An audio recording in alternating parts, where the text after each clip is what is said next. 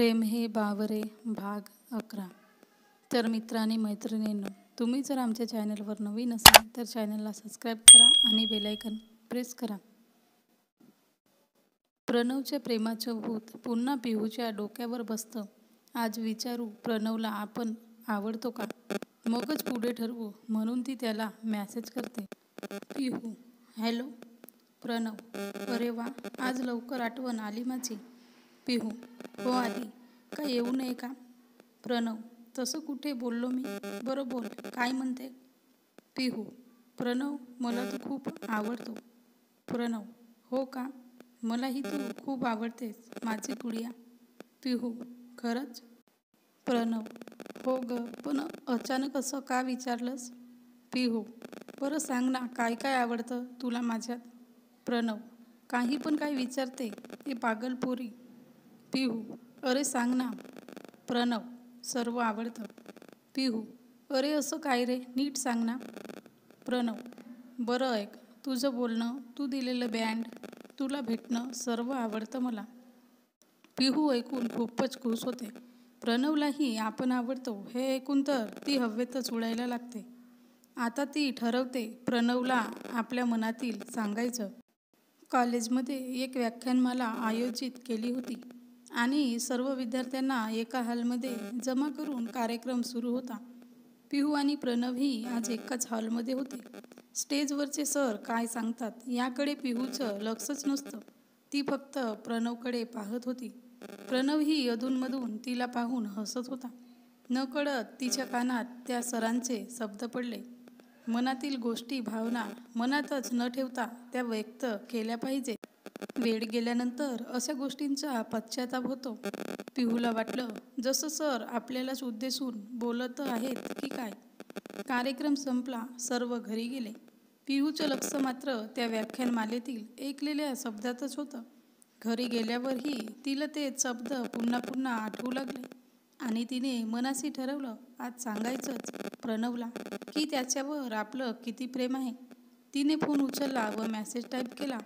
रोजच ती प्रणवसोबत मेसेजने बोलायची, पण आज तिचे हात थरथरत होते।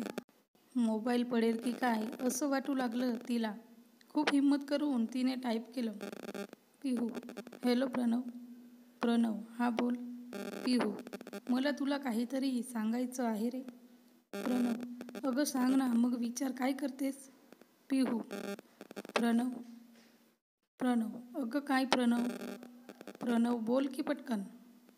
पिहू, माझं तुझ्यावर खूप प्रेम आहे, मला तू खूप आवडतोस। पिहूने एका दमात सर्व मेसेज टाईप केला व हुस्स केलं। प्रणव काय बोलेल याची तिला खूप आतुरता लागली होती। प्रणव हो बोलला तर आपण तर आनंदाने उड्या मारू की काय असं तिला वाटू लागलं। ती मोबाईलच्या स्क्रीनकडे एकटक पाहत होती। प्रणवच्या रिप्लायला आता तिचं हृदय जोरजोराने धडधडत होतं। रिप्लाय वाचायची तिची हिंमत होत नव्हती। आनंद आणि भीती दोन्ही भावनेने तिचं मन भरून गेलं होतं।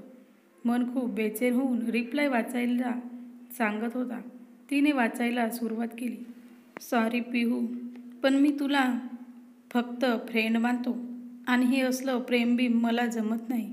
त्या भावनेवर तर माझा विश्वासही नाही। वीज कोसळावी असा पिहूला धक्का बसला तो रिप्लाय वाचून। प्रणवचा रिप्लाय वाचून पिहूला धक्काच बसतो।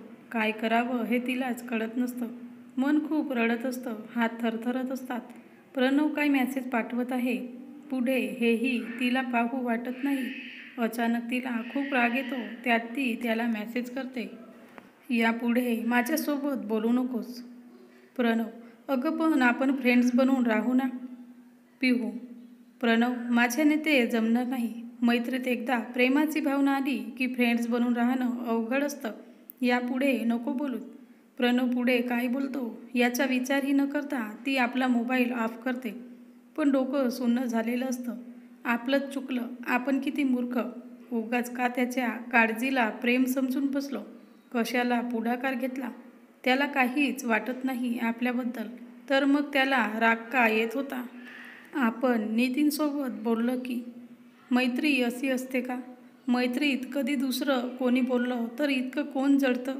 आणि त्याचे डोळे, ते तर कायम हेच सांगायचे ना की पिहू खूप आवडतेस तू मला, आणि तो आपल्याला माझी कुडिया म्हणाला होता ना.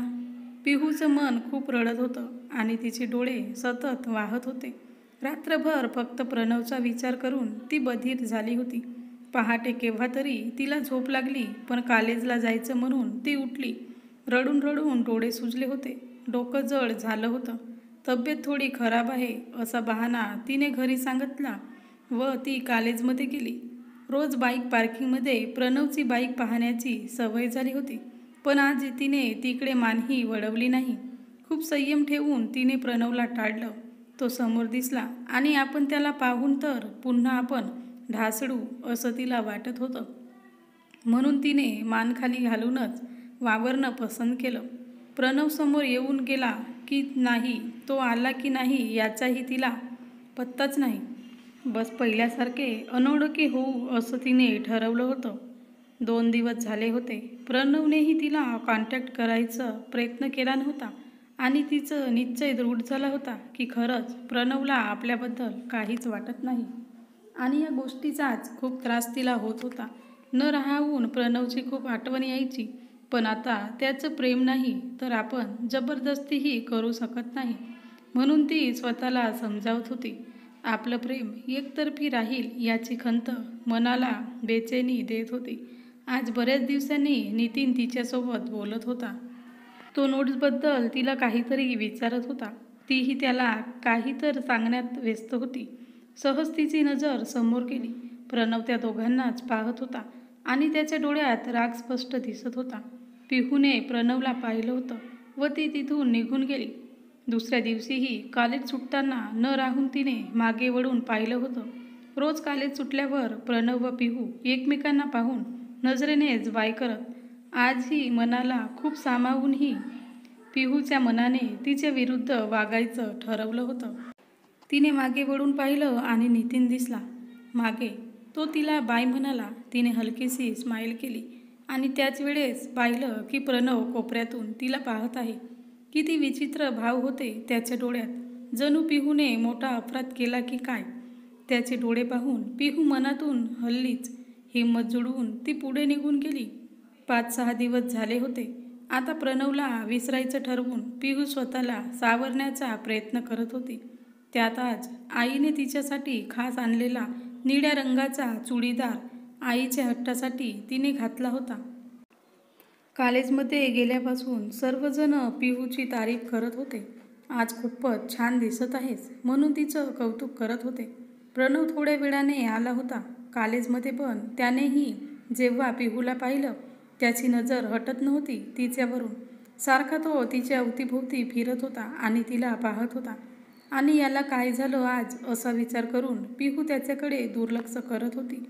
प्रणव पिहूसमोर येऊन आज काय वाढदिवस आहे की काय म्हणून तिच्याशी बोलण्याचा प्रयत्न करतच होता की नितीन समोर आला आणि आज छान दिसतेस पिहू म्हणाला.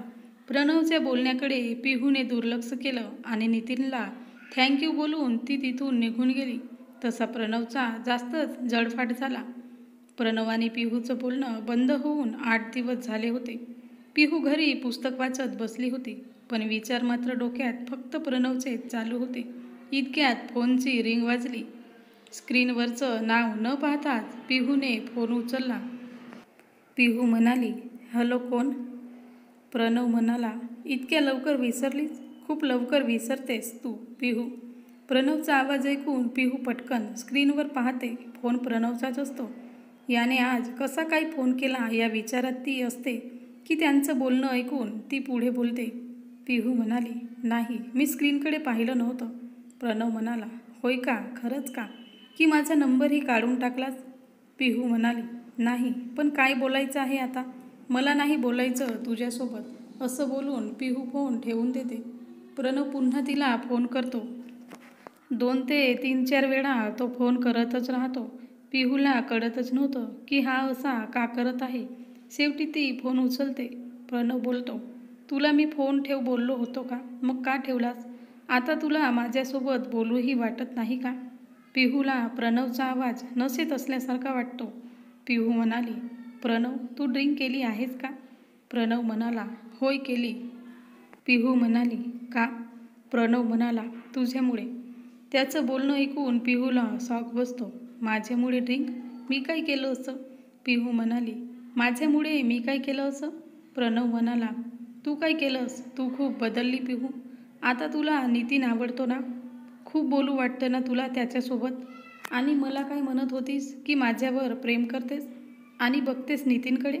तुम्ही मुली अशाच असता ग, लगेच विसरता. Third class.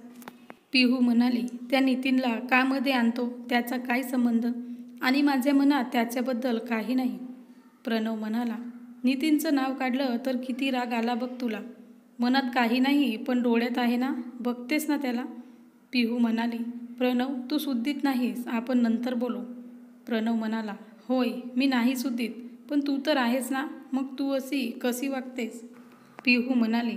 तुला काय फरक पडतो रे? आणि मी तुला काय सांगत बसले मी कशी आहे ते? पिहू पुन्हा रागाने फोन ठेवते. प्रणवचं बोलणं ऐकून तिचं डोकं बधीर झालं होतं.